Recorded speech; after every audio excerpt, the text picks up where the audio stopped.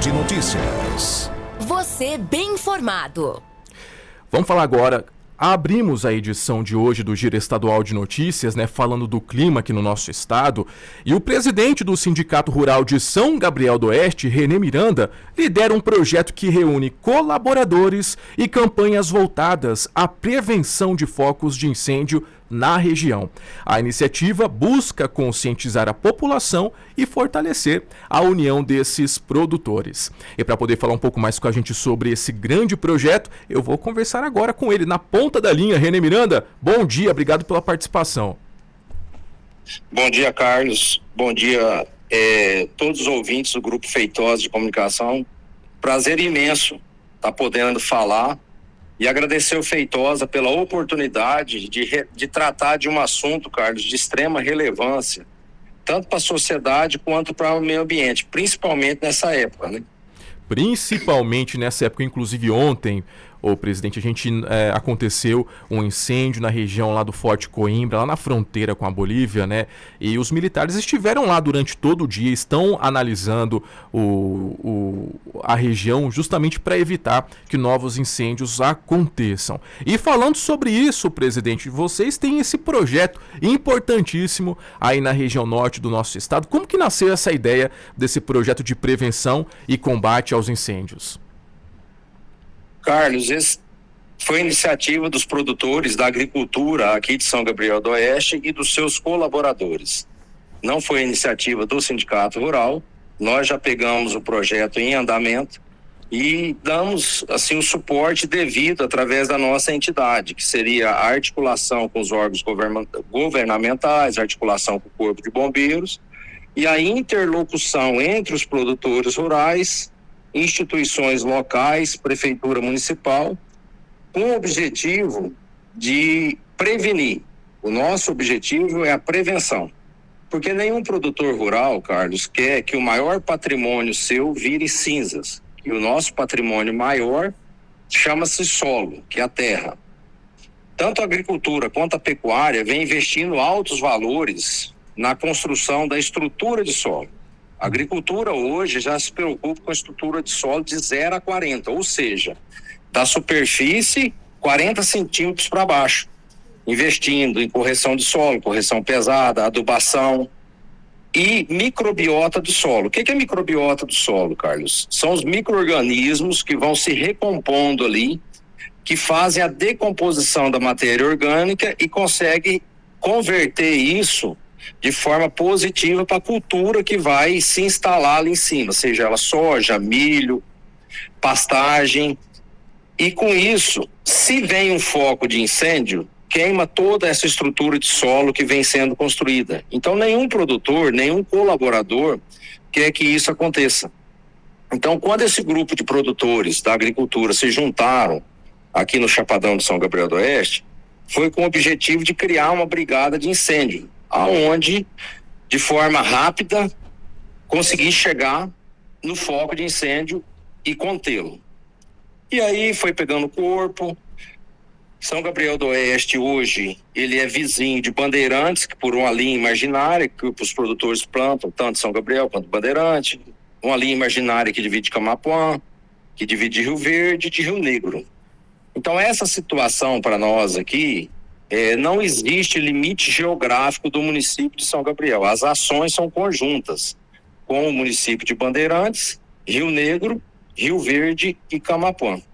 E com isso a gente conseguiu, no decorrer dos últimos anos, evitar que essa tragédia ambiental fosse muito maior através dessa ação. É importante ações como essa, presidente? Porque a gente sempre traz informações, notícias sobre esses acidentes, essas fatalidades que acontecem, esses desastres ambientais que acontecem em Mato Grosso do Sul e em outras regiões do nosso país também. Mas isso só evidencia uma coisa, que ninguém cuida mais do meio ambiente do que o próprio produtor rural, que depende, de um bom, de uma boa safra, de uma boa colheita também, não é mesmo? Então, Carlos, só para você ter uma noção da dimensão do que é o prejuízo de um foco de incêndio, de um fogo, de uma queimada para o produtor rural. Áreas que foram queimadas na seca do ano passado, esse ano, na colheita da primeira safra, que é a safra de soja, produziram de 10 a 15 sacas a menos por hectare. E na colheita do milho safrinha ainda impactou. Produziu aí entre 15 e 20 sacas a menos de milho as áreas que foram queimadas o ano passado, em comparação com aquelas que não foram atingidas pelos focos de incêndio. Aí você joga 10 sacas de soja e 15 sacas de milho para você ver, fora o reinvestimento que o produtor teve que fazer em correção de solo, em perfil de solo, e essa microbiota do solo de um ano para o outro não recupera. Os agrônomos entendidos da área, eu sou médico veterinário, é uma área que eu não tenho assim, muito conhecimento para falar tecnicamente, mas os colegas nossos aqui dizem que para você recuperar uma estrutura de solo dessa, na integridade dela, é de 3 a 5 anos, com altos investimentos do produtor, em matéria orgânica, adubação e fora a correção rotineira que seria a adubação para o plantio da cultura. Então, nenhum produtor que... Agora, o que aconteceu nos últimos anos, assim, um desconforto para nós do meio rural, através de ações de organizações não governamentais que tentaram incriminar nós, produtores, como sendo os agentes causadores dos focos de incêndio. Uhum. Carlos, com rara exceção, um produtor coloca fogo no seu patrimônio. Às vezes um cara mais inconsequente, um cara que vem de uma cultura retrógrada já ultrapassada, que não é o nosso caso. E aí a gente preocupou tanto que essa brigada nossa de incêndio, ela foi fortalecendo. Eu acredito que hoje ela seja a maior brigada de incêndio do estado. Ela é muito estruturada, com caminhões-pipa, com carretas de reabastecimento, com uniporte adaptado, com os tratores apropriados para esse tipo de combate e enfrentamento. E nós temos aqui um problema sério, que são as áreas de preservação ambiental. Nós temos aqui no Rio Coxim, da época dos bandeirantes ainda, que prevalece até hoje, que é a Rota das Monções, que é uma área de preservação ambiental. Fora isso, nós temos as áreas de reserva legal, as áreas de preservação permanente, que margeiam o Rio Coxim e outros afluentes, tanto do Coxim quanto do Rio Aquidauana, que o Rio Aquidauana também nasce no município de São Gabriel do Oeste. Então, cria uma dificuldade muito grande de ação dos produtores, dos seus colaboradores, quando a gente enfrenta um foco de incêndio nessas morrarias. Aí, o ano passado, nós tivemos o privilégio de conhecer o Coronel Rampazzo, que é subcomandante do Corpo de Bombeiros, e uma reunião com ele em Campo Grande, onde a gente buscava orientações técnicas para a gente poder agir da forma correta. Ele nos apresentou o Major Teixeira, que é o comandante das brigadas de incêndio do Corpo de Bombeiro.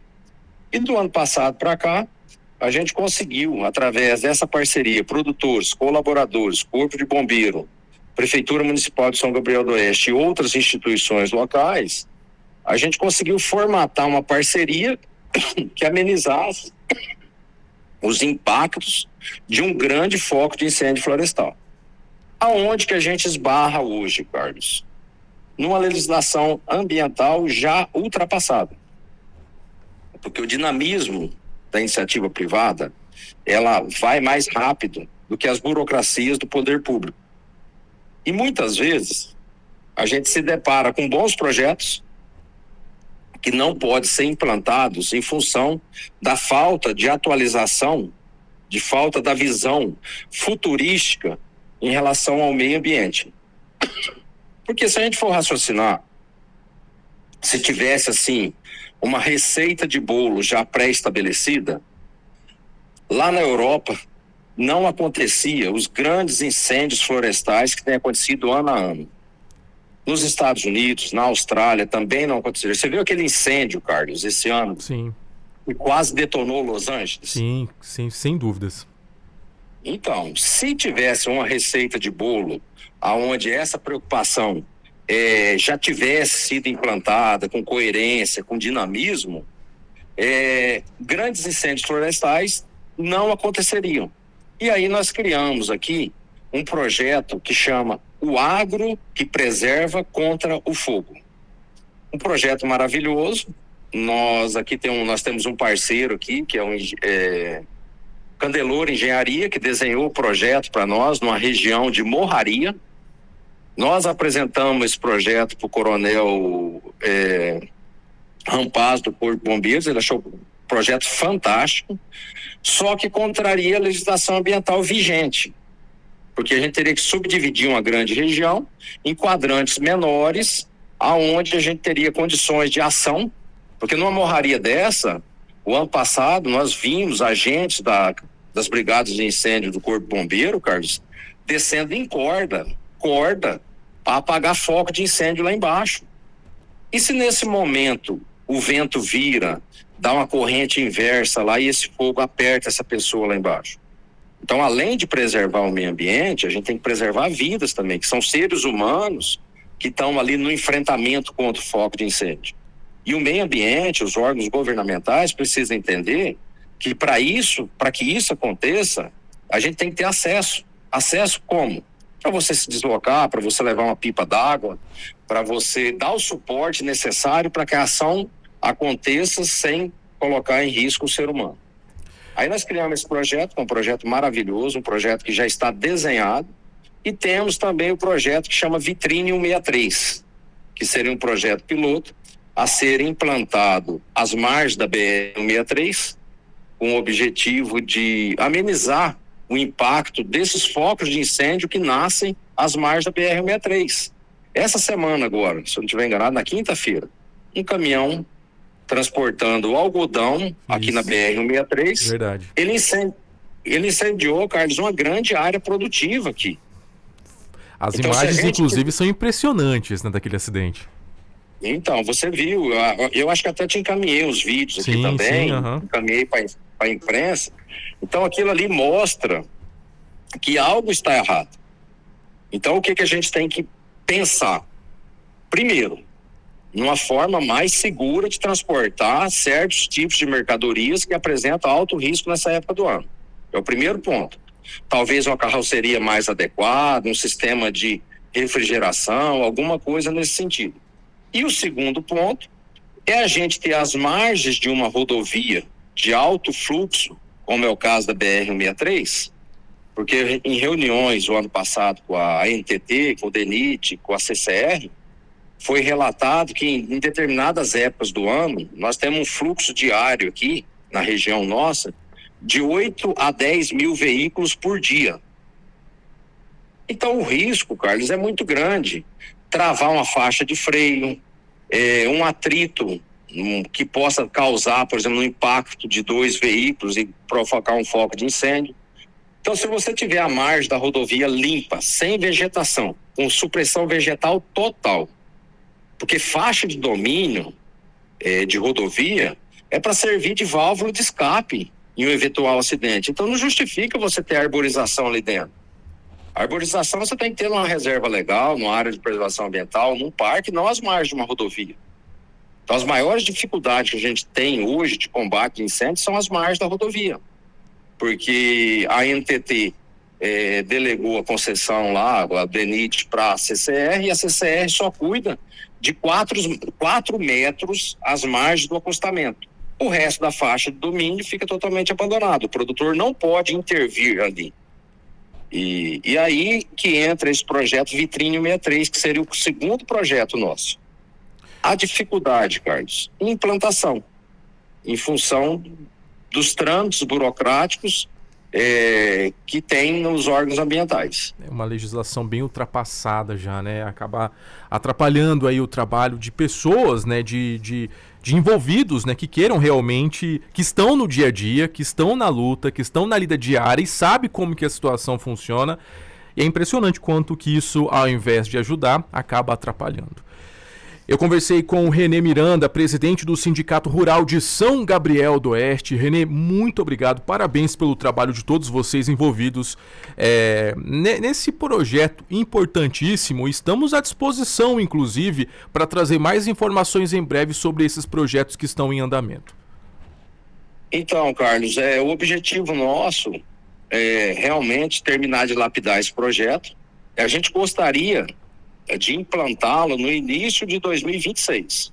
Se Deus iluminar e nenhum contratempo acontecer, a gente está com esse projeto bem lapidado já.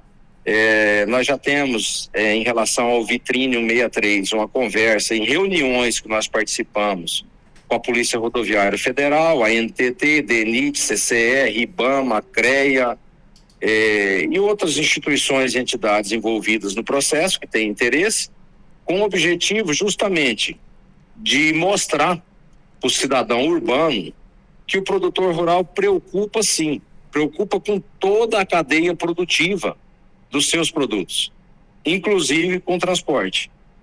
Então, erros podem acontecer? É lógico que pode, Carlos, porque ninguém é perfeito. Por mais que você monte um planejamento estratégico bem feito, que você tenha uma organização, que você tenha um capricho na execução do projeto, alguma intempérie da natureza pode colocar em risco aquele projeto.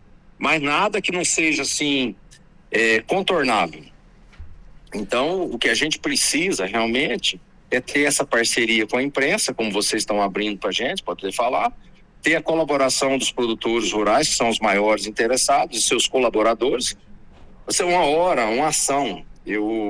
Nós temos um grupo que tem 700 e poucos produtores e colaboradores.